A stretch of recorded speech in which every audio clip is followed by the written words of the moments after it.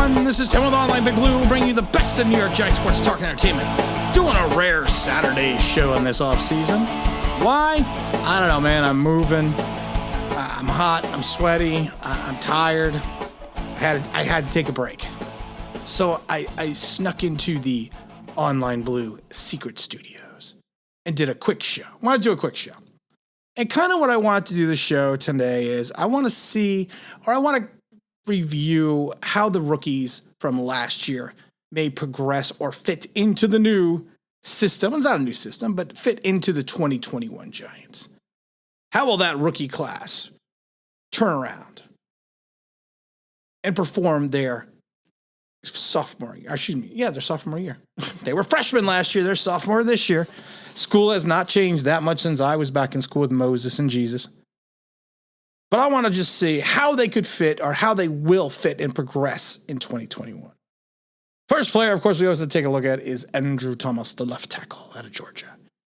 You know, Andrew kind of had a weird season.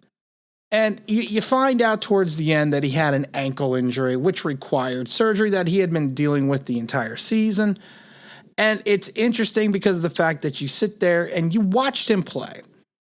And I pointed it out multitudes of times. He seemed to be a little slow off the snap. His reaction time, especially in the pass blocking, seemed to be a step off from what we saw in college. Now, I could sit there and break down his college film. I love when people break down film. I really do. I watched someone break down some film of a Giant player the other day. I usually don't watch YouTube, but someone sent me a link. And I just love it because you look at these guys that are doing the film and you're like, okay, yeah, you never played. So how are you breaking down film when you don't know? Unless you've played Madden. You never coached. Bet you never even coached Pop Warner. You never suited up. But you're going to break down film. You're the expert. You're going to break down that film. You're going to show me what it is. And I love it because a subscriber said it. They overstate the obvious. Yeah, and that's kind of what they do. Because YouTube is a younger person thing. You know, a lot of people in YouTube are in their teens or early teens, so they don't know any better when these guys put shit out. I'm going to tell you something right now. For someone that worked in the sport, played the sport, they don't know anything. Just ignore it. But Andrew Thomas, he did seem a little slow off the snap. Especially, like I said, in pass blocking. He really did. Now, I don't know if the ankle injury was the cause of that. I don't know if it was the coaching. His coach over at Georgia came out and said, well, you know, Andrew just doesn't look right. His pass blocking technique seems to be off. He's not doing the things that he did to make him successful in Georgia or at Georgia. And when Will Hernandez, of course, left with the COVID and Shane Lemieux was paired with Andrew Thomas, we saw a different player. We saw more of that mauler. We saw what we thought we were going to see the first couple of weeks of the season. And, you know, and that was kind of a wrap-up of his 2020 season. That was a quick wrap-up. But 2020 season, 2022, how different is it going to be for him? Well, you hope the ankle injury is healed. You hope that the game has slowed down for him, because anyone that has played and has gone from high school to college, and I didn't go to college pro, but when you went from high school to college, you could see the game speed up. They're better athletes. You no longer can rely strictly on your physical abilities because a lot of people are on the same level that you are. And I thought when he came out, I did a video that said the Giants would take him because someone who was a former scout told me the Giants were not going to pass on him. And because he was the most pro-ready left tackle. And, of course, that really didn't pan out 100%. But I think he's going to have a better second year. I think he's going to feel more comfortable. I think he's going to feel more comfortable with the physicality of the game, the understanding of the game, of the leverage. And he's going to have more of that ability.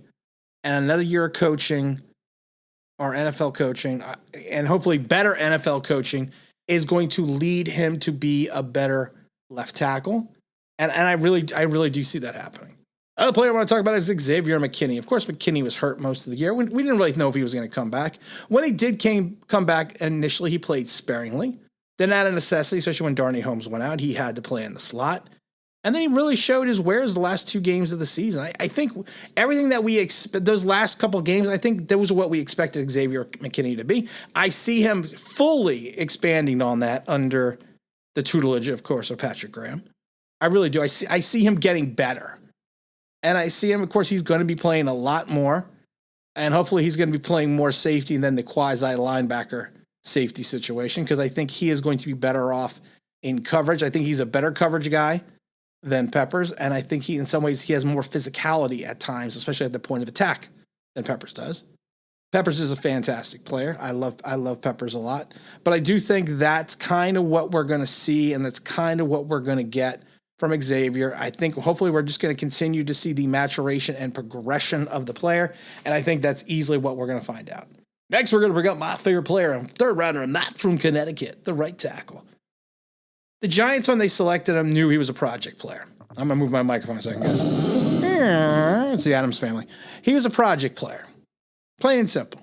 And they played him that way. They played him sparingly in spots, and they put him in spots where he would have more of a winning situation to help build his confidence. The Giants knew he was a project player. I said he was a project player. I said I wouldn't have taken him as high as they did. I might have taken him a little bit longer, because I think if he does become a good pro, it'll be like 3-4 years down the road. And I think the Giants must have felt the same way, because they put him in just in situations. He's bulked up over the year, and we know how well that works out. Look how Daniel Jones bulked up. Yeah, he became an all-pro last year with all that extra muscle. That's one of the stupidest things I ever heard. Daniel Jones is jacked, so he's awesome now. Shut up. But I think Matt is another guy. I still think he's a year away. I think he will play more. I think if he shows more talent and more ability, I think he'll be a better run blocker, especially like he was last year, than he was a pass blocker. And I always point out the play in Philadelphia where both Thomas and Matt whiffed and almost got Daniel Jones killed when they got sandwiched because it was the speed rushers. And he's just not there yet. He'll get there. And I think with more coaching, that he may turn into something special. We don't know yet, but like I said, it still may be a little while before that happens. Next, I want to talk about Darnell Holmes. Darnell Holmes, you know what? Darnell Holmes came in, 4th round pick, 110th overall. He was an interesting selection. I didn't like him. I didn't like the pick. I even said I didn't like the pick. He came in, played well in the beginning, but his play exponentially dropped off by the end of the season. Giants felt so highly on him, they went out and selected Robinson. Can he come back? Or is he going to be, or is he going to be one of these Corey Ballentines? I don't think he's going to be Corey Ballentines. I think he has talent. I think he's made more for the slot. I think he's a cover guy. I think I should say man-to-man cover guy. I don't think he's a press cover corner, but I do think he'll play well. He can play well enough in the slot, and we are going to need him to hopefully move forward, but I do think Robinson is going to push him, so I think he'll be interesting to watch. Another one I want to talk about is Shane Lemieux, the 5th round pick, another 150th overall out of Oregon. Shane, again, not that I didn't like the Shane pick. He was a project pick, and I said that. I said this, and I got blasted for it last year when I said it in my video. The Giants did not go for immediate talent. They went for projected talent. And what I meant by that, they're talent that could project into the next couple seasons, not immediately in 2020. And Shane fit the bill on that as well. He played. He looked good against the run. He looked horrid at times against the pass. That's kind of what you expect out of a 5th rounder from Oregon coming in. I think with another year of season, I think he could fill a spot in the line, and I do think the Giants are going to count him for that, and I really think that's what he's going to need to do. Next, I want to talk about Cam Brown out of Penn State. Cam Brown, I don't think Cam Brown's going to be on the team. I'm not a big on tall linebackers. I've said that before. I think oversized linebackers have more of a difficulty playing in this league, so I don't think he makes the team. Carter Coughlin, we've done multitudes of videos on him before. They moved him strictly to the linebacker position during minicamp. I think that's where he's going to stay. I think he showed some talent in the Minnesota game. Minnesota game. I don't think why I'm thinking Minnesota. In the Seattle game that allowed him the ability to hold the edge. And I think he was effective enough at keeping Russell Wilson contained. I think hopefully that's going to progress. TJ Brunson, to me, is like Cam Brown, probably going to be a special teamer. Chris Williamson is gone. Tate Crowder, at the 7th round, 255th pick overall. Interesting selection. He had some success.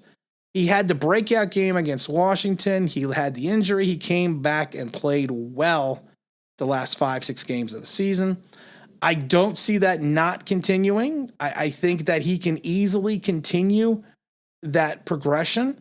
I think it's great that a 7th-round pick can play like that. You know, the Giants had some late-round linebackers compete on their 2011-2007 team. Of course, they disappeared a couple of years later, but I think Tay's got an interesting blend of technique and speed and ability to play sideline to sideline. He did have the hamstring problem, but I think that he could be and probably will be a starter and a contributor in 2021. And again, this is Tim with Online Big Blue, bringing you the best of New York Giants sports talk and entertainment. And as always, if you could subscribe, read up everything that means, that'd be awesome.